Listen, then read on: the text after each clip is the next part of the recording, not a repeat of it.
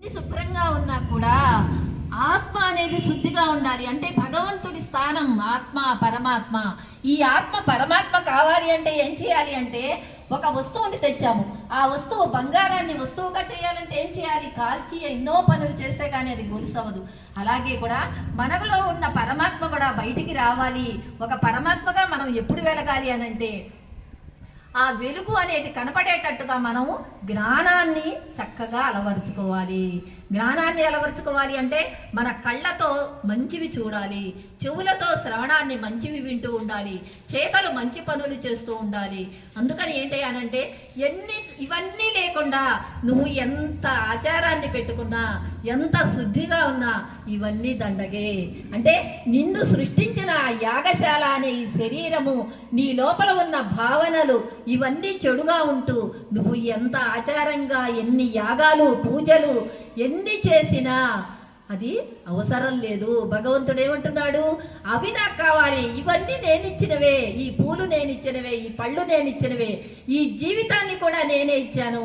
కానీ నువ్వు నాకు అర్పించేటట్లుగా, నువ్వు నన్ను ఇష్టపడేటట్టుగా నువ్వు తయారైనదే నాకు కావాలి. అదే ధ్యానము, అదే నాకు కావాల్సింది అని ఆ భగవంతుడు అంటున్నట్ట.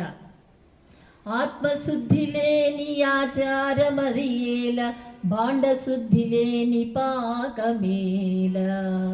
అంటే ఒక పాత్రలో శుద్ధి లేకుండా నువ్వు ఎన్ని పాలు పోసినా నువ్వు తాగలేవు, ఎవరు తీసుకోలేరు. అంటే అసలైన ఆ పాత్ర అనేది శుద్ధి ఉంటేనే మనం ఆ పాకానికి రుచి ఏర్పడుతుంది. కానీ అది శుద్ధి లేకుండా మనం తీసుకోలేము. అంటే ఆ అర్థం ఒకటి కనిపెట్టండి.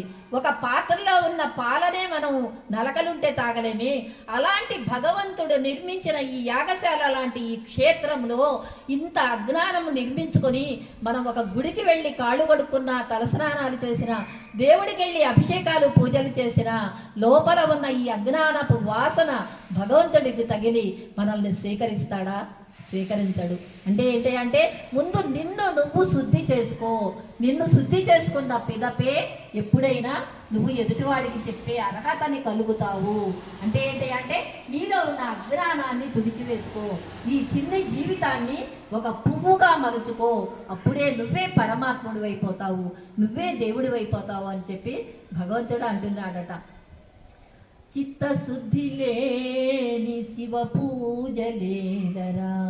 చిత్తశుద్ధి అంటే మనసు శుద్ధి కావాలి, మనసు పరిపక్వతతో నిండాలి. అప్పుడు పైకి ఒక మాట, లోపల ఒక మాట మాట్లాడుతూ ఉంటాం మనం ఒక్కోసారి తెలియకుండా. అప్పుడు అది కూడా భగవంతుడే కనిపెడతాడు. ఎక్కడున్నాడు భగవంతుడు? మనలో ఉన్న జీవాత్మే పరమాత్మ.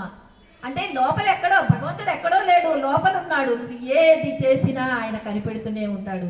అందుకని చిత్తశుద్ధి, ముందు నీ మనసు శుద్ధి కావాలి. ఏ మాట మాట్లాడినా కూడా నవ్వుతూ మాట్లాడాలి, ప్రశాంతంగా ఉండాలి. ఎవరి నుంచైనా నువ్వు జ్ఞానాన్ని స్వీకరిస్తున్నట్లుగా భావించాలి. ఒక చెడువాడికి అప్పుడేంటి అంటే, ఈ కోరిక తీరాలంటే 40 రోజులు ఆర్జన స్వామి చేసుకోవాలి, ఈ కోరిక తీరాలంటే కృష్ణయ్యకి వెన్నముద్ద పెట్టాలి, ఈ కోరిక తీరాలంటే లలితాపారాయణం చేయాలి. ఇవే నేర్పేవాళ్ళు మా పెద్దవాళ్ళందరూ, అదే నేర్పారు. ఇంకా చెప్పాలంటే మడి ఆచారం, మడి ఆచారంతో చచ్చిపోయేవాళ్ళం మేము చాలా. మా అత్తగారు వాళ్ళకి చాలా మడి ఆచారాలు ఉన్నాయన్నమాట.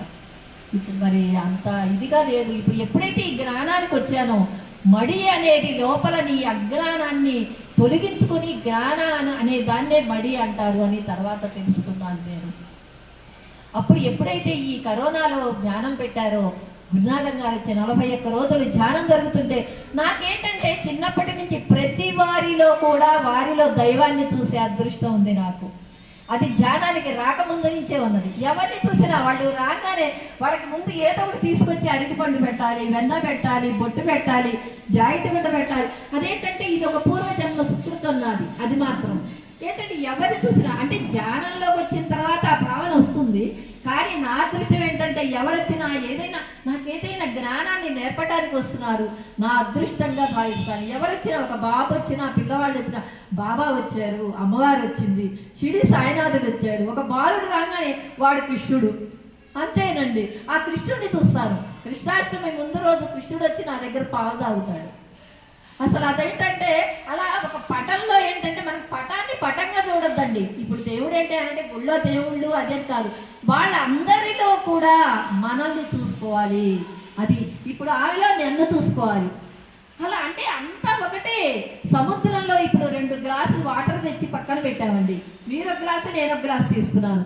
నీ వాటరు నా వాటర్ అని నేనే అంటామే, కానీ అసలు వాటర్ ఎక్కడి నుంచి వచ్చింది? సముద్రంలో. అంటే ఆ సముద్రంలో ఉన్న ఒక్కొక్క చిలుకే మన ఆత్మరూపంలో దర్శనమిస్తుంది. అప్పుడు ఎవరిని తిడతామండి? ఒక పిల్లిని తిడతామా, కుక్కని తిడతామా, కోడిని తిడతామా? ఎవరిని తిట్టాం? అంత ఆత్మస్వరూపమే. నువ్వు ఎవరిని ఏమంటానికి లేదు. ఇదంతా సృష్టి నేను చేశానంటున్నాడు భగవంతుడు. నీకేమి హక్కు ఉంది నన్ను అతను ఆ జీవి ఏమన్నా చేయటానికి అని భగవంతుడు అంటున్నాడు. ఈ జ్ఞానం అంతా ధ్యానంలోనే నాకు వచ్చింది, అంతకుముందు రాలేదు నాకు.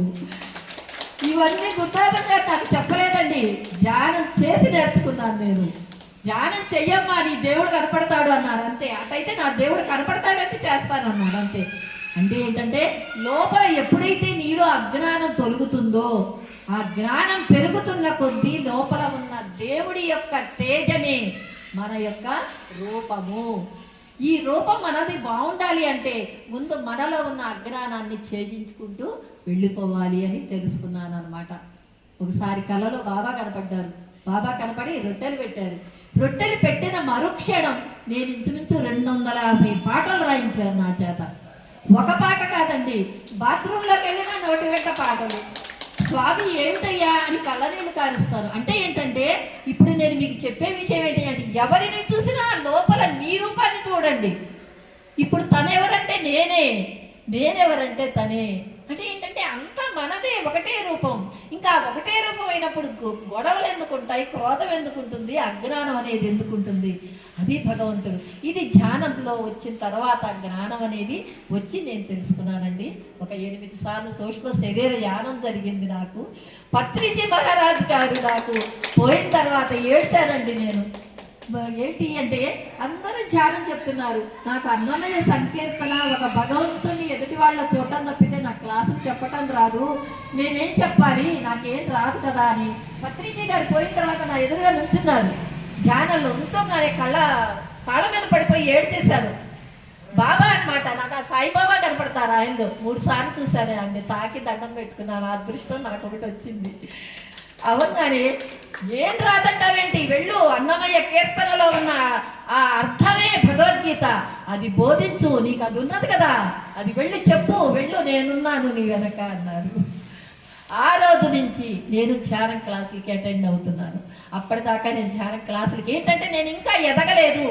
ఎదగాలి అంటే ఇంకా నేర్చుకోవాలి. ఇంకా ఇప్పుడు 55 నుంచి క్లాసులు చెప్పడం అనేది కొంచెం వస్తున్నా.